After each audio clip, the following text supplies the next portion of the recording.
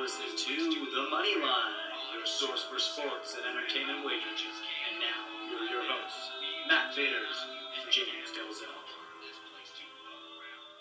All right, we're back Monday morning. It's good. Bright and early? Bright and early. Happy day today. It is. Big day.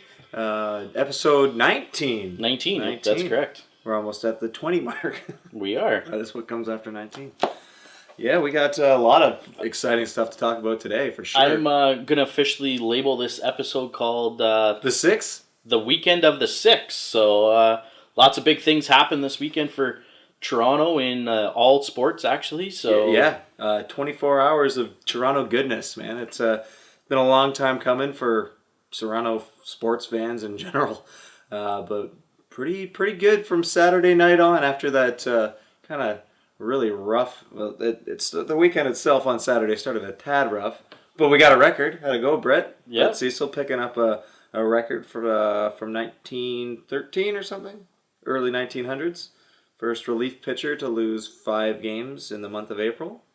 That's well, I mean, I don't know if impressive is the right word, but so that was a rough Saturday. It was a tough loss. The Jays, I thought they were going to win that. Mr. Happ was 3-0 and. Well, still 3-0. Yeah. But that was a tough loss. But after that... I actually didn't know that about Cecil being 0-5, and I just don't know what it is with Gibbons. He really just wants to keep going to Cecil, and I think we've got to find someone else to, for the time being, just to take over that spot where he's your clutch guy coming out of the bullpen. I don't know if you make it Chavez or... Well, Chavez has been really great out of the pen so far. I just think Cecil's confidence is at an all-time low, and he's not getting it done. And I think I'm hoping he'll turn it around. Oh, he'll bounce back. I feel like the team's getting down as well, and when they see him come on the field, it's just like, oh no, not again. Here comes another loss, because that's what seems to be happening every time he hits the field. So 0-5, 5.79, I think, ERA. But, again, April, the last 3 years, Cecil's ERA in April has been over 5. Again, last year, he was just brutal, blowing saves all over the place. I'm not too worried. I mean, it is definitely a concern. 0-5, I mean, it hasn't been done in 100 years. And it might, I don't know, I think he's the first pitcher to go 0-5, but... as a reliever, but don't quote me on that. It's pretty close anyway. So definitely some cause for concerns. He just can't seem to get anything done. But again, it's April, and he's been known to do that, and we'll see what happens. Hopefully he'll bounce back. Well, it is May now, so... Yeah, we keep saying that we're not too worried about the Jays, but you know what? We are getting over the 25-game mark now, and you know what? This team's got to start producing. That's the bottom line. Maybe the new month. They started off yesterday, May 1st, with a win, thanks to a great outing by Stroman, pitching on his 25th birthday, went 8 strong innings. Yeah. And, the bats came alive in the 9th inning, clutch 3-run homer by Tulowitzki.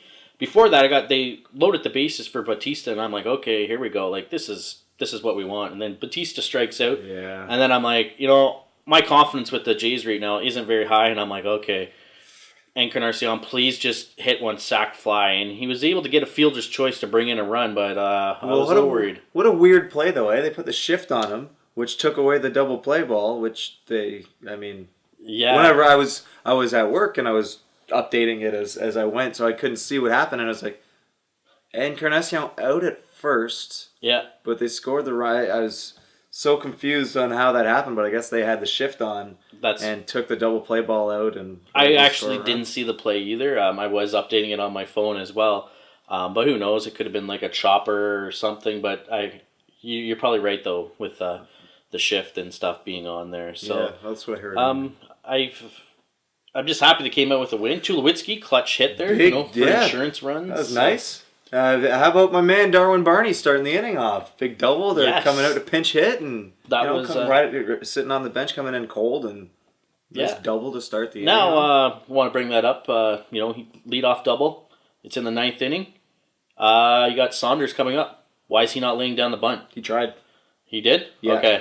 He got walked in 4 pitches. I was thinking the same thing. Okay. No, I'm glad you mentioned that. Okay, that's me not doing my research. Okay. Yeah, that's okay, because updating it, you never know. I just wanted to rip on Gibbons. I'm not a fan of him, but You know, Well, because he never does that, right? That's the character. You don't see them ever lay down bunts. But apparently, Saunders 4 times had it and pulled back, and it was a 4-pitch walk. Wow, the pitcher was really off that day, I guess. 4-pitch walk. Well, then they pulled him, and 4-pitch walk to Donaldson. Yeah.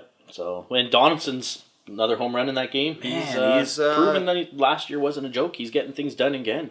Yeah, so, he's right up there. Well, I mean, if the MVP voting was done yesterday, probably wins it. Yep. Yeah. So good start. Jay's for still him. Getting good starts out of their starting pitchers. The starting pitching has been awesome. Another Happ was great weekend. Sanchez was Happ, fantastic. and Stroman. So starting pitcher's been good. Yeah.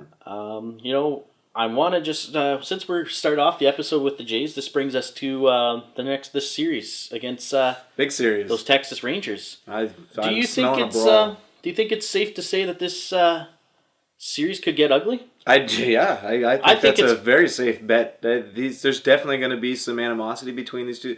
In case anyone's forgotten, the inning that shook the world last year, the 7th inning in the game, was it game 5? Game 5, yep. It was game 5, eh? Wow. Yep. Yeah, the craziest game I've ever seen in baseball, and there's no love lost between these two teams. A lot of them are all back. It's going to be, I think there's going to be some fireworks. I think it's safe to say that this series is going to be called Bean Fest 2016 because if a team gets up early and I can see someone throwing at Batista. I think the Rangers are looking for redemption after that bat flip. They were a little offended by it. You watch first at bat. Well, maybe not the first at bat, but I think they're going to be chucking right at Jose. I think and he probably knows it's coming. So hopefully Jose takes it as a class act and just takes off his elbow pad, walks down the first base. Flips his elbow pad? Because the Jays will retaliate, and I wonder if these teams have been warned coming into today. If not, very first pitch, possibly inside on even Batista, I could see the warning signs going up. Yeah. Umpires are aware of these situations going on, but or you know what? Nothing happens all series. Nothing happens. And Texas waits till the Jays come to visit them in Texas and stuff. Well, that's the thing. After what happened in Game 5 last year in Toronto, I don't know if they want to be messing around with those fans. Maybe some babies getting thrown on the field, some bottles, maybe darts. Who knows what's going on? And I hope the Jays fans are, a little classier than. Yeah, that was just a little ridiculous. That was pretty bad. I'm looking forward to it. Jays is it safe to say they're a little hot, winning 2 or 3. They've struggled in Tampa Bay, and there was a big. They played their top 3 pitchers basically, I think, and they did pretty well. Who's pitching tonight? Mr. Dickey. Oh my goodness, this is never know what's going to happen with Dickey. New month, so that's a good thing, I guess. Yeah. Dickey didn't pitch that bad. I believe last game. No, I mean he goes good, and then all of a sudden, it's just if the ball's not dancing, it's hard, and then the catcher's having a tough time. Toley was having a hard time catching the ball. And it's gonna happen with Dickey, right? That you can't judge where the thing's going. Yeah. So, but I'm hoping. I mean, all the pitching has been fantastic. So save a couple of his starts. Yeah. But I think he's gonna come out good and strong, and hopefully the Jays will go on. That was one bet I was looking at today. The Jays are actually favored in that one. They will be favored probably the whole series, I would imagine, being at home and this huge, that they're supposed to be a World Series favorite or contender. Sorry, not favorite, because the Cubs are the huge favorites right now. But they're definitely supposed to be a contender. Yeah, and good thing for the Jays this weekend is Baltimore got swept, I believe, by Chicago. The White Sox are on fire. They're hot. Yeah. They're looking good. Actually, I don't think they swept. I don't know why I said that. But Chicago definitely won the series, and that's helped out the Jays and stuff. Well, again, the division is really tight, man. And the winning the 2 of 3 against Tampa was pretty big because they're right there. Everybody in that division's hovering right around 500 other than Baltimore. Just want to throw out that Price got the win yesterday. He's 4-0, but with an ERA of 6.14. So he's getting some run support. Which the Jays pitchers aren't getting right now. He's looking like Drew Hutchison of last year. Yeah, that was crazy. Not quite. He's gotten a lot of strikeouts. But, So that's the Bean Fest 2016 is starting tonight. So yes, it's going to be interesting. I definitely we'll watch see it. And see if there's going to be a fight in that series or not. Like the old Robin or Nolan Ryan and Robin Ventura from the old days. Headlocks coming up. So I don't know. We'll see what's going to happen. I do think something possibly will happen, and the fans will get all pumped up, and it's great for the game. So I know Goose would probably agree with me. They know a good old fastball up and in and stuff, and nothing happening is great. Players are too soft these days. Yeah, good old Goose, eh? Goose. But yeah, we'll see what'll happen. It'll be definitely interesting, and I think we'll see at least a moment of some animosity coming between these two teams. Absolutely. So hey, but Gibby, you know what? They have been on a nice little. I mean, a small run. It's not even a streak yet, but they won a series, which was good. And Gibby got tossed the other night. When was that? Friday night, I believe. Or maybe it was I forget. Thursday. But he got all fired up. That and was got Thursday, tossed, I think. Then they've won 2 or 3 since then. Yeah. So nice to show. And obviously his emotions are starting to get a little boiled, and with good reason. I mean, a team like you got, and with the hype and the pedigree that the Jays have this year, his job's on the line. Really, like as much as people are not saying, "Oh, Gibby," you can't have a losing season with this team.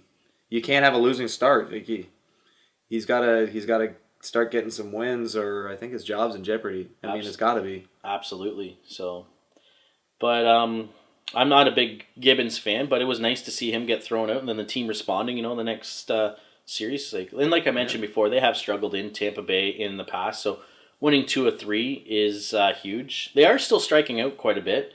A lot. I feel like they're just trying too hard. There was an interesting stat that I read not that long ago. Is last year the Jays were ranked 2nd on hitting the fastball, and this year they're 23rd, which is I don't know who's keeping these stats, but that's a very interesting stat. Obviously the Jays are good fastball hitters, but I feel like they're just trying too hard. Like there's too many of them in slumps right now, and I think they're all trying to break out. And talking about we mentioned earlier about Cecil in a record. Well, Russell Martin got his own franchise record. He broke the most consecutive strikeouts. And for you folks that don't know Russell Martin, he's a catcher, so he wasn't pitching to get the most consecutive strikeouts. He was hitting, and there was a few people that had 7. Well, he went 9 strikeouts in a row. Straight, yeah. That means 9 plate appearances without putting the ball into play. So that's got a monkey off his bat, but yeah, off his bat. Nice. Yeah, that was good. But again, he's playing hurt right now too, which is obvious. It's showing. I think he's also. They should have almost. I feel like they almost should have shut him down, but Toley's not that great of a backup, so they're squeaking him in these games, and that's the thing. And Russell's a gamer; he wants to play. I was thinking the same thing. Maybe like they they're gonna probably be sitting with. Well, he will be with Dickey throwing today. Yeah. He didn't play the back-to-back game, like with the day game coming up. He's not well enough to play the back-to-backs yet, and it's like almost want to shut him down for 2 weeks. It's early in the season. So like you said, you just can't do it. You can't do it with Toley. You can't let Toley. No. Unfortunately, sorry to get on everybody. Like we said last show, that was the big concern coming in is that the team's got so much depth, but at catcher they're pulling at strings a little bit. Yeah, exactly. And it was nice to see Ryan Goins get his first home run this weekend, as well as Kevin Pillar. Yeah. Both of them haven't been playing up to par, I guess it's safe to say, but they both got home runs this weekend, and that's nice to see. So yeah, Pillar's shown some signs when they first moved him down back to the 8th spot. He was looking great down there. He's obviously. He seems more relaxed down there, and I think that's where he's better suited. Like for sure, especially in that lineup. It's some good Saunders speed, a decent average. Well. Saunders is doing great up in the 1 spot. Yeah, he's definitely surprised me. He was able. Did he play the whole series or? I think he did. I'm not sure about Saunders. Yeah, because he usually plays 2 games and has to sit 1. So hopefully he's getting a little healthier. Hopefully Martin can get a little healthier, and this team can, put together like a nice 5-6 wins. 12. So. I said it, didn't I? You I did think I said on one episode that they're going to hit that 12. They're going to break right that now, record. it's not looking like that. So Well, let's aim for 5 or 6. Let's aim for 5 first. 5 would be nice. A nice little 5-game win streak starting right now. Sweep Texas. Yeah. And get us back in that running. And that'd be super. But I got a question for you on the Jays. Darwin Barney comes off the bench. He's hitting well. He's hitting over 300. He's got that great glove. Yep. Goins is not producing at all. Like a few Jays and whatever. We know that Goins is there for his glove. Yep. Do you give Barney a couple starts at second? I think you're going to see that. You're going to see Barney come in and I don't necessarily think it's going to be, like a 3-4 games at second base, but I think you'll see Barney possibly play for Goins one game, then the next game, give Tulo a break, then give Donaldson a break so Donaldson can go DH and stuff. I think they like Goins too much. Like, they like his glove. They also like Barney's glove. Like, this is the best part about this team. So, a lot they originally were saying at the beginning of the year, a lot of fans and stuff were saying, if Goins can hit 250, that's great.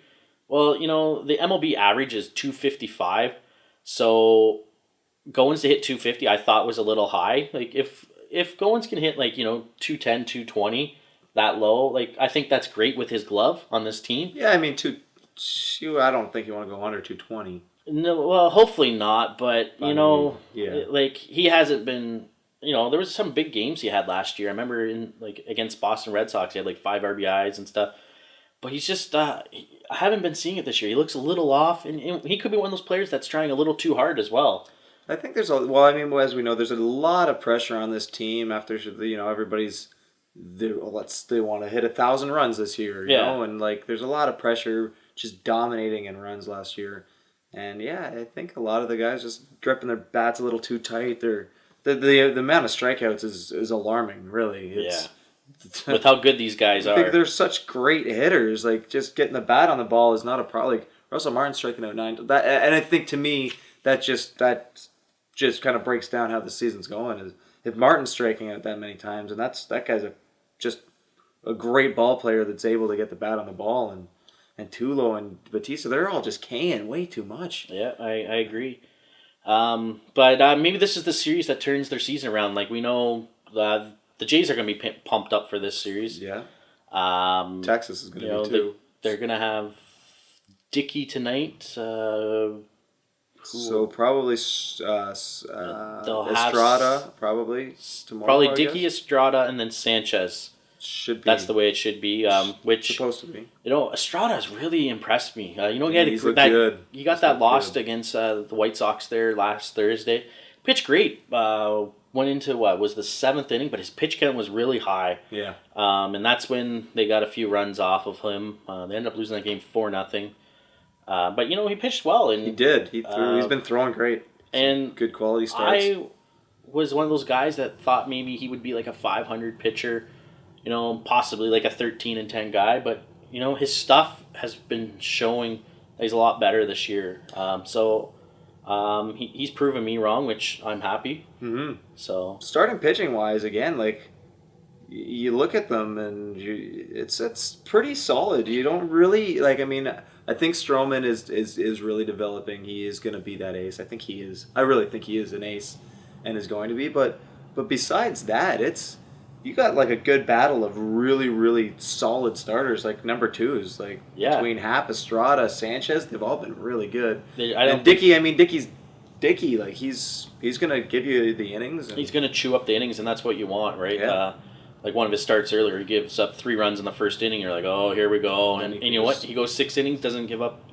He only gave up those 3 runs and kept his team in it. Yeah. I think he got a no decision that game. So, but I think we've talked a lot of Jays here. Let's, why don't we jump ship to what's that team on your shirt? Yeah, let's go. So Saturday day, we were talking about the Jays, and then we talked about how the Jays weekend went. Then let's get into how the big weekend of Toronto went down. It all started on Saturday night. It did. The NHL entry draft lottery. For such, I don't want to call it a mediocre event, I was It was a mediocre event. Well, no, Bunch no. of guys sitting there. I'm going to be honest. I was nervous. I was nervous too. I was at a fish fry. Okay. I was at a fish fry in. What a loser. Hey, it was awesome. Dan Maloney was speaking. Nice. A couple ex-NHLers there. Having Pierre Pilote was there.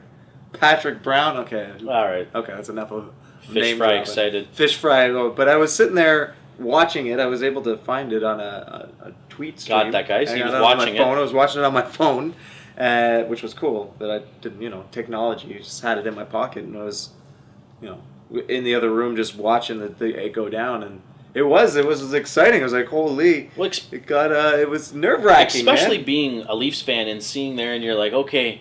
And then they're going through down to number 6, and then that's when the flipsies. And then Vancouver, they're like, okay, Vancouver's won one of the top picks, and it's like, okay. And then you hear Columbus has one, and you're like, okay, so this 4th overall pick has got to be either the Leafs or Edmonton, and I'm like, if that is Toronto at number 4, I'm not too happy. Yeah. And Edmonton. So with good. Thank you. Edmonton's finally. still going to get a great player. Yeah, for sure. Who knows what they're going to do with that? Maybe draft another superstar. But thank the hockey gods that Edmonton did not win that. Yeah, and for sure. And more importantly, that the Leafs were able to. I want the Leafs to get top 2. For sure. But I mean, it's only the last time that they got the first overall pick was Wendell Clark in, what was that, 84, 85? 85 maybe? 85, I think. But, so there's, Leafs, we talked about them and, how hard they worked near the end of the year. They still ended up with the last seed, but there's reason to be optimistic about this team. Very. They've already locked up Kadri and Riley to 6-year deals. It's huge. We got, there's, I guess it's safe to say Austin Matthews is going to be drafted number 1. Yeah, but there's a lot of things that could happen, right? Exactly, and this is it Patrick? No, not Patrick. Something Laney. Number 2, and they're saying this guy's closing the gap. He could end up being pretty close to Austin Matthews. He looks good. There's a lot of he's climbing up, and that's for sure. But I want you to be the GM for a day right here for the Leafs. Okay. Okay. There's rumors. Well, Austin Matthews is from Arizona. Yeah. Arizona's going to be making a trade pitch. Yes, for sure. Okay, so you're the GM of the Leafs. You get offered Ekman Larson, Max Domi, and the 6th overall pick for Austin Matthews. I do it. And for sure. Originally, because I had this conversation with a buddy of mine, and he asked me this question, and I was like you. Yep, I do this. But you know what? The more I think about it, I think I don't think I do it. Really? Yeah, I know Max Domi's had a great first year and stuff, and that 6th overall pick, you could possibly get William Nylander's brother, who had a great deal with the Mississauga. Is it Steelheads? I think that's I don't even know. Changed their name too much. So, anyways, but and Ekman Larson's they're saying is like like the Lidstrom. Yeah.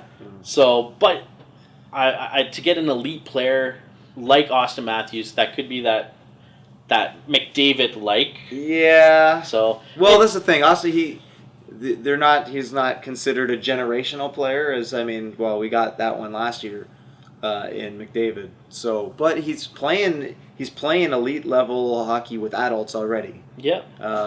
He's already coached by an NHL caliber coach. Mark Crawford coached him this year. Yeah. So he's smashed Kane's records in the U.S.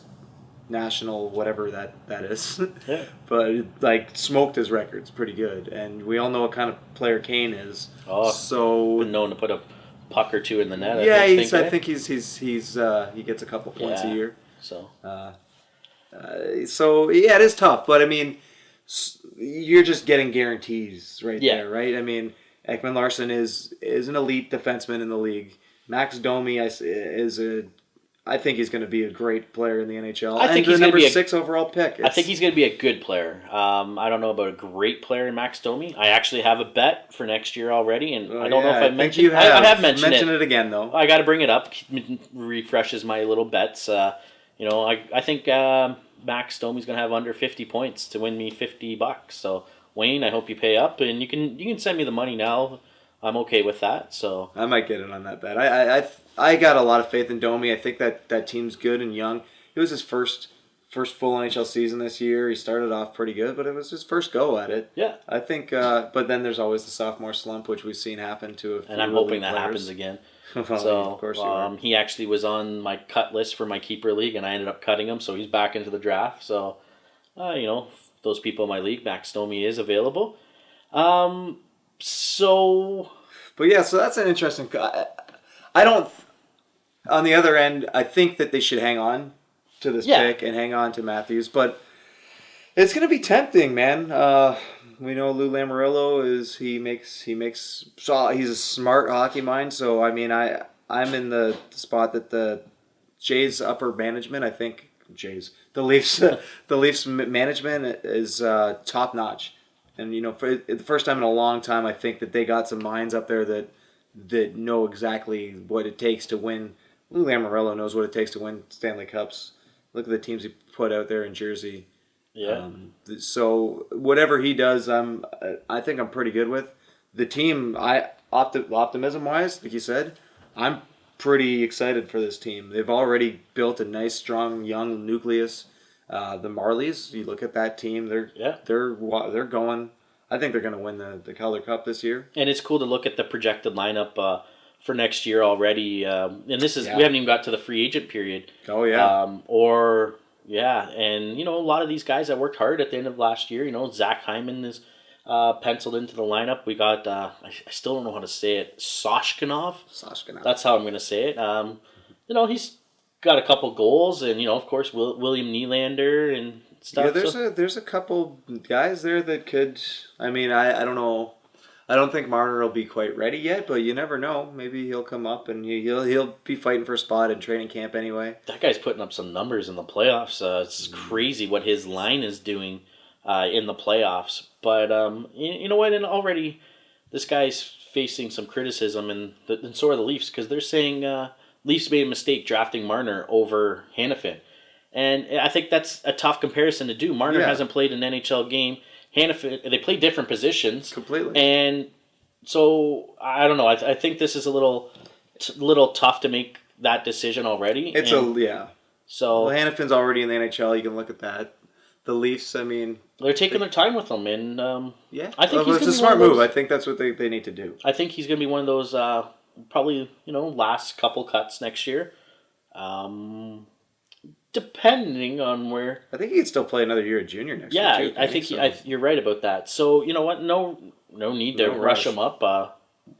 But do you think maybe let's say the Leafs sign someone like a Steven Stamkos, because that's out there. That could happen. Absolutely, it's for sure a possibility. So you think with Stamkos, and obviously they're gonna probably have to make some sort of signing and goal. Not like a huge splash. Do you think there's reason to think that they possibly could be fighting for like an 8th seed? I do. I really do. I think that they're they're young and they're developing, and obviously, like I said, with the Marlies, the way they're playing, they are getting that winning atmosphere and that winning mentality young, and they know what it's like to win. You saw those kids come up and play with the Leafs and play well and win some games at the NHL level, so they know they can do it. But signing a guy like Stamkos, that legitimizes your team all right. Like, it puts you in another level. That gives them, right now, they don't have a captain. They really don't. They don't have a guy that's going to lead that team at this level. Do you think that Kadri and Riley? Jumping the gun here a little bit. I was going to ask you a question, but I'll give my feedback on what I asked you as well. I personally agree with you. I do think they, going for this 8th seed, they're buying into Babcock's system. And, I think with a legit goalie in net, that, they could be going after that number 8 seed and fighting for that playoff spot, because they've already mentioned that this rebuild has kind of gone a little bit better than they originally thought. Obviously, right? It's good. They got a nice nucleus of really good young talent there. And so the question I was going to ask you, because you mentioned about captain and stuff, is if you don't sign someone like Stamkos, would you name Riley your captain? I was going to just jump on and give you a quick yes, but It's hard to say. It is tough. I mean, this is only going to be his 20. He's 21, 22. He's young. But he's got a decent amount of NHL experience now. Yeah. He is signed long term. He is the backbone of the team now. Yep. I mean, maybe you make him the captain now, and he's going to be the leader for the next few years. But also, you are getting Austin Matthews, who is going to be your star. It should be your star player. I mean, there have been crazier busts that have happened in the Alexander league. Degg. Yeah. So that was the first thing that came to mind there. Yeah.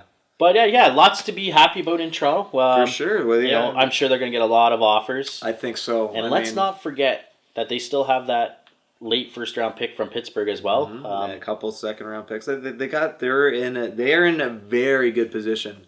All you Leaf haters and people jumping bandwagon, and I can see someone around the middle of the first round that there's someone that Mark Hunter really likes, and he's going to say go get that guy, and Leafs will trade a few of their picks up to get him. That's just my guess. But who knows? I've been wrong many times before, so I'll keep making the predictions. So why not? That's what we do, right? That's what we're here for. So, but it is really exciting, really interesting, and who knows? Like you said, the rebuild I think is in full swing. They're probably a year or two ahead of schedule. Yeah. Right now, and now I think they've got the pieces. They're really close to got the pieces to making a decent run at the 8th seed. And like you said, if you get Stamkos, maybe another free agent signing or two, they're right in there. And here's you're asking about Frederik Andersen. Yeah. There's a possibility he's likely going to be hitting the open market after the Ducks lost. Yeah, we were trying to avoid that. Yeah, I was trying to avoid that too. All this happy talk with Toronto happiness, so I guess we'll mention the Ducks. Good for Nashville. Nashville Very played a good for perfect Game 7, in my opinion. And like I had said, if Pekka Rinne does what he does, and man, was he ever huge in that series. And he had a couple breaks in that Game 7. Which a couple times. Yeah, and that goal that they scored, I thought it was a little... so close. They made the decision a little too quickly. I thought, from a couple of those angles it was. Yeah. But hey, good for Nashville. It was. They're not doing so good good in round 2. They're down 2-0 to San Jose. But they've kept the games close. Yeah. Kept them close. They definitely have. They got a tough task. They're going back to San Jose now? No. They're Nashville. That's right. Yeah. Sorry. But still down 2-0. But it's been done before. Exactly. So. And the way that they played against the Ducks, it's just going to take a game or two of Rinne to stand on his head. Yeah. And, since we've jumped into the playoffs, then we just let's talk about the series. I think it's safe to say Pittsburgh and Washington is the series, and it's living up to both one-goal games. First game, Oshie hat trick, had to review that goal in overtime. And then, last game 2, Eric Fair, former Washington Capital with the tip-in, and to be up 2-1, to win that game 2-1 to even the series. It's living up to the hype. They play again tonight, and again, great series. It's going to be... Brooks Orpik got suspended there for 3 games, that's a big loss. That's a huge loss to Washington. Orpik logs a fair amount of ice time for them, kills penalties, and brings that physical presence. Former Penguin too. A lot of formers going on in this series as well. But I gotta just say it. I've been really impressed with Matt Murray. Yeah. Is Fleury backing up yet? I think he's there. I think he's ready to go. But how do you pull the kid? This gives Pittsburgh some options in the offseason. Do you unload Fleury? And let's not jump to that. There's a lot of Toronto might be looking for him. We probably have a first-round pick you could have back. So here I am being the funny GM of the day. So, but let's talk about the other series, Tampa and Islanders, which seems I will let Jamie have his praise. He beat me in Game 1. I owe him money on this one, and he's made the head-to-head series 4-2 now for coming back. Me. Coming back. Yeah, good for him. That was my dog of the day. I felt pretty good about it, and they went off to a 4-1 lead or something. Yeah, and went to 4-3, and then they got the empty net goal. But 5-3. Tampa Bay came back and won Game 2 4-1. Yeah, it looked pretty impressive. Yeah, Tyler Johnson 3 points. Luis. He's good. Yeah, And Druin is playing really, really good. Yeah, and that's the thing. These guys were sat out and were injured, so these guys' legs are a little fresher than some of these other vets and stuff, right? Yeah. So it could have played to their benefit. That's a game good series 3 tonight. I think Pittsburgh Washington is the only game tonight. Oh, okay. So check my notes. They haven't. That's right. It is. Yeah, tomorrow night Tampa and the Islanders are going. So that's gonna be a good series. We got St. Louis and Dallas. St. Louis had a huge win in overtime there yesterday. But man, this is what I got asked about St. Louis, and they did it all in the whole series against Chicago. They start off on a tear. They were up 3-1 in the first period, and then they kind of lay an egg. And it's almost like they get too comfortable, and they try and sit back and they can get this W. But Dallas can score. We know that. Dallas's concern is keeping the puck out of the net. Mm-hmm. But I don't think you sit back against Dallas because holy cow, they got some firepower in that team. And there was 3-2, and then Elliott took a shot right off the mask. And it was hard. You could see he was. It really rattled him, and Dallas ended up tying it up. And St. Louis scored on a power play goal in overtime. Some people would say it's a controversial play. But I think the Dallas player ran a little interference. The reason that call was made in overtime was the interference that he made could have led to a game-winning goal for Dallas. So that's why that call was made. Obviously St. Louis capitalized. Bacchus on a rebound goal. The captain. Yeah, so they're heading back to St. Louis tied. I think they got to be happy. For sure. So that's another great series. They've all been really good. Yeah, I have to admit I'm not following Tampa and Islanders too much. I don't know if it's. I just don't know why. Yeah, I haven't really watched one of the games. But it is. I think it's going to be a good series. Obviously, like we were saying, the Detroit Tampa series was probably my favorite. Well, yeah, it was. That was really physical, and that was. So I could see the Tampa Islanders series just being a great series as well. Yeah. But yeah, they're. I don't know, man. It's a horse race right now. It is a dog fight. I don't know. It's close. They're all. They're all pretty close ones, but. Okay, so there we just segue. We touched on the Leafs. We've touched on the Jays. And now maybe the biggest. Is there anything going on in the NBA? I don't know. Well, maybe. Oh, hold on. Let me check my phone. Take a look. Oh, what is it? The Toronto Raptors. Oh, were they playing in a Game 7 last night? They did, and guys, they won. Holy moly! And so let's talk about that. Going into yesterday's game, I was pretty down, and I was like, I don't know, I'm not feeling good. All my buddies are texting me, and they're like, we don't have a good feeling.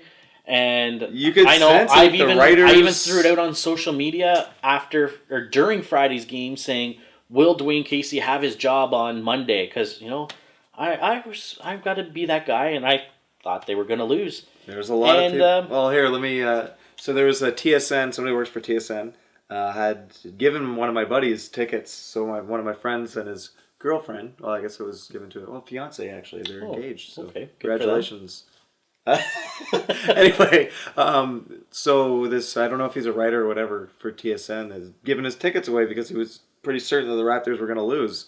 So they got to go watch a pretty exciting game yesterday. Again, so that's the media. A lot of people, I think a lot of even the fans in Toronto, we were talking about it months ago, just you got to win the series. It's been 2001 was the last time that they got out of the first round. 15 years ago. So, they even interviewed Lowry after the game saying, like, do you feel like there's a monkey off your back? And he's like, absolutely. So this sets up a matchup with the Miami Heat, who are looking pretty good right now. Yeah, they almost blew that series against Charlotte, but fought back and they won. They won in convincingly fashion yesterday. Yeah. So I think both teams have a quick turnaround. They literally both played yesterday, and series starts tomorrow night. Yeah. So I think this is going to be a tough matchup for the Raptors. A lot of people are thinking, well, now that the monkey's off their back, we'll see this true team come out and play.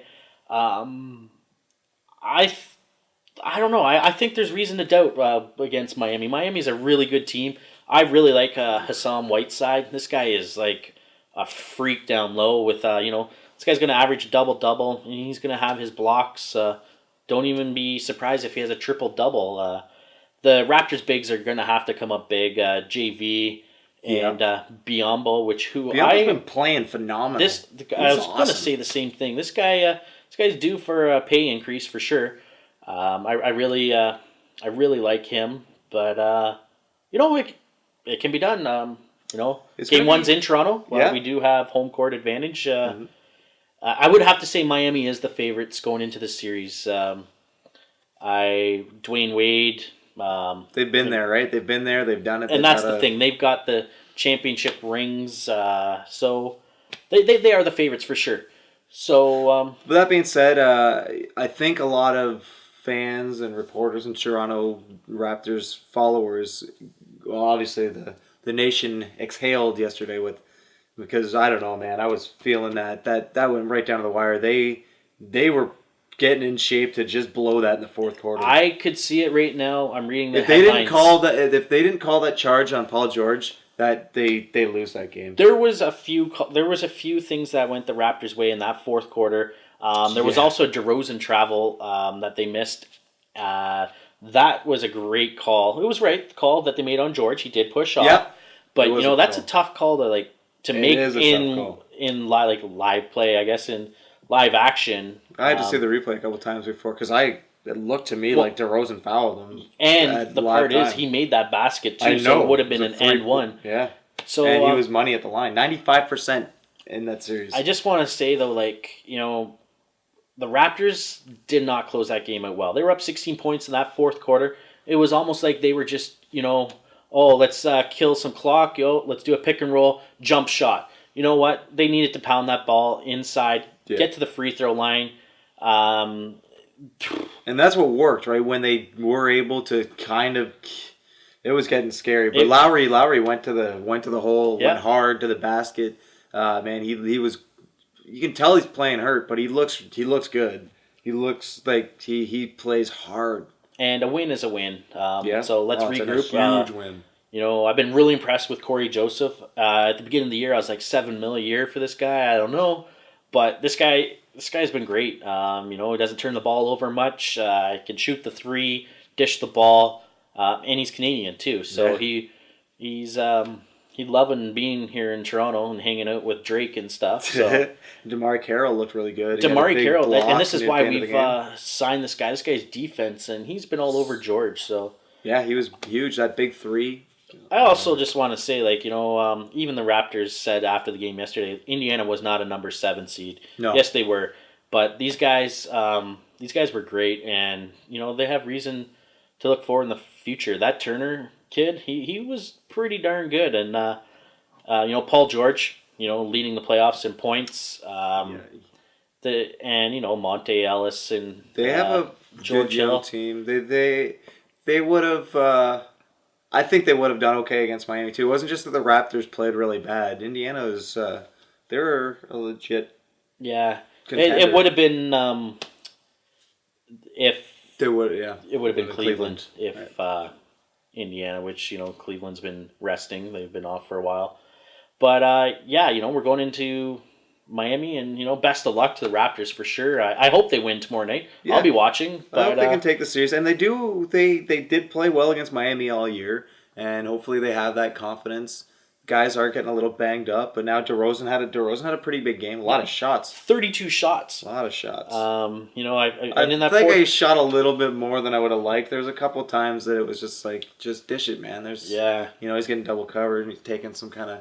He made some amazing shots, but there was a few times that it was like, okay, man, I know he wanted the ball in his hand. I know he wanted to silence some critics because he was getting a verbal lashing and a lot of media criticism. These guys, as much as they say don't follow social media, they're listening. They know, and there's been. Well, I've been criticizing DeRozan, saying he's not worth max money at all. So, it was nice to see him at least put up the numbers and take the game into his hands. Exactly. So, and they got the win. At the end of the day, like you said, they got the win, and that's all that matters. Yep.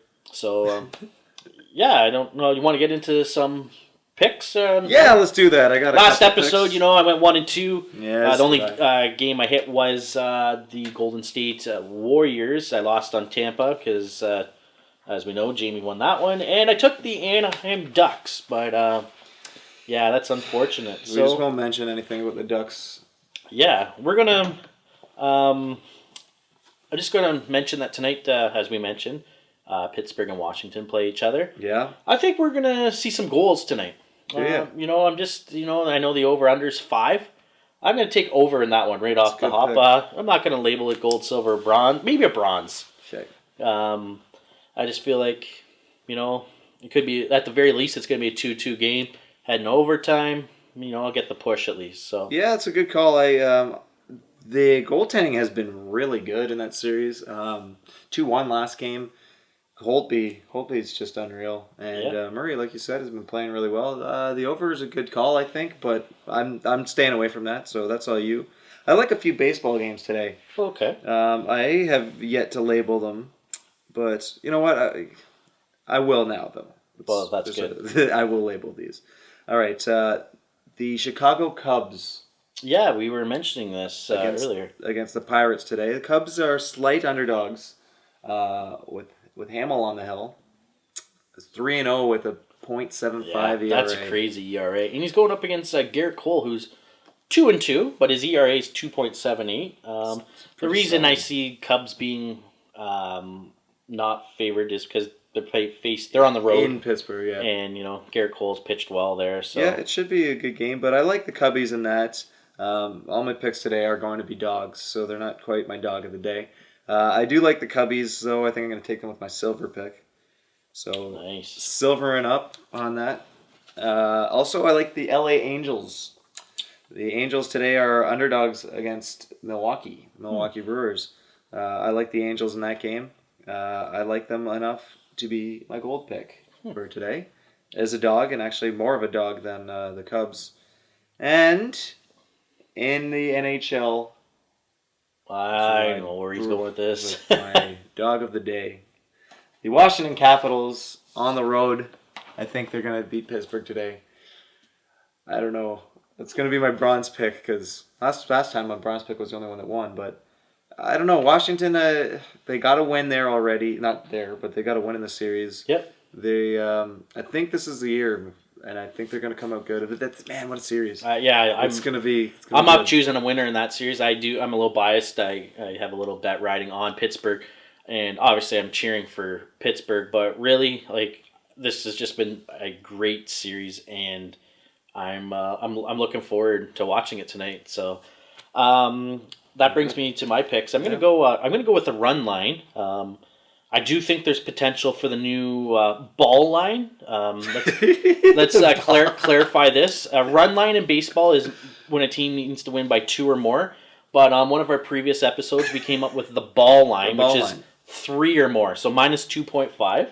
I'm going to take run line. Okay. For the San Francisco Giants. Nice. Over the Cincinnati Reds. Obviously, the Giants are favored in this one. Johnny Cueto is going, and this guy's 4-1 with a decent ERA. So he's found a home in San Fran in the National League, where he's pitched quite a bit. So I'm all over that one. Now I gotta find a pick here. Well, I just want to touch bases on the Minnesota-Houston game. Houston came through for me yesterday. I decided to buy a pro line, and I cashed in. So a little pro line win. Yeah, a little $90 win. I just wanted to throw that in there. But I'm looking forward to this Minnesota Houston game. Normally I wouldn't be, but Minnesota's got, I don't know how to say his name. I think it's Barrios, and this guy's a really top prospect, and they're expecting big things out of him.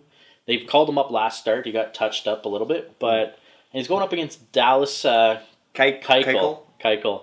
I still think Houston, there's big expectations out of this team. Huge. And they haven't been playing close to what's expected of them. I think, that we could see that turnaround anytime soon. And I'm just looking forward to see. I think Houston wins this game. I just want to talk about it because I am looking forward to seeing them go up against. I'm gonna call them Barrios because that's the way it looks like it sounds. So rhymes with Cheerios, Barrios. So that's where we're gonna go with that. Okay. So I need a gold pick here. So we got to. What's the NBA game for today? There's two. We got San Antonio and Oklahoma. Your boys, San Antonio came out and they just demolished. Is it safe to say they demolished Oklahoma? It's pretty safe to say. So yeah. Some people are thinking, oh, is this what does this mean Oklahoma's done? And no, it doesn't mean they're done. But I've been a big San Antonio fan. I think they're gonna win in probably 5, maybe 6. Not every game. They're gonna shoot 60% from field goal, 3-point range. Yeah, that's just not gonna happen. Danny Green had a game. I've been on this guy all year because he was on my fantasy team, not putting up big stats. He is on the team for his defense, but this guy was 18 points, 5 of 6 from 3-point land, threw in a few blocks. So good for you, Danny Green. The Spurs team, I just love them. So they're favored by 7.5 today in Oklahoma, which is a tough line. It's in Oklahoma? No, it's in San Antonio. Yeah, so the Spurs are favored by 7.5. I am going to make that my last pick. Gold pick. San Antonio. Oklahoma plus 7.5. Ooh. I think they're going to bounce back. I don't know if they're going to win the game. But you think I think it'll be close. So that's what I'm going to Okay, I didn't see that. I didn't see you picking that. Talking all this hype about San Antonio, and then I'm going to go against the big line there. That's how it's done. Also, the Cleveland and Atlanta play today. First game of that series. Yeah. First game of that series in Cleveland, and Cleveland is a 7.5-point favorite. Again, they're going to be dangerous if they can get everything working, but for some reason I'm feeling the plus on that one. I was just going to say that, but I didn't know where you were going to go with this. Sometimes this long layoff for teams takes them a game to get going. Atlanta, they struggled at the beginning of the year, but I would see the plus 7.5 here. Maybe Kyle Korver will finally have a game. He's another guy that's struggled this year and stuff. So, but yeah, should be a good game anyway. That'll be remain to be seen for sure. So, but definitely, I don't think either of us are taking that as a pick. But I don't know why. I'm leaning a little towards a plus.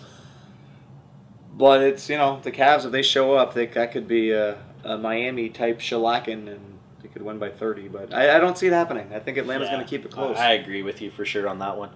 So, on that note, I said last episode that we're going to talk about Conor McGregor.